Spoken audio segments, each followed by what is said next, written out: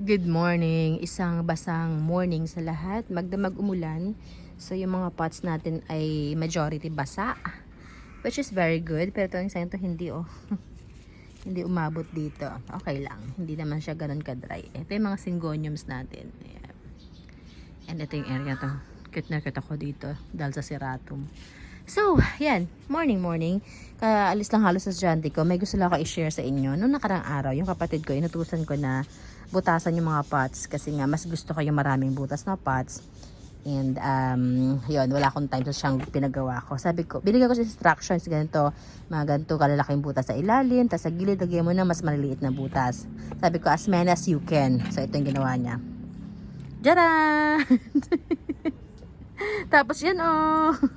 Ganyan yung mga gilid niya. Sabi ko, ginalingan mo masyado. Mas gusto ko yan. Sabi, hindi ba ano yun? Hindi ba pwede yan? Sabi ko, yun nga the best eh. Yan ang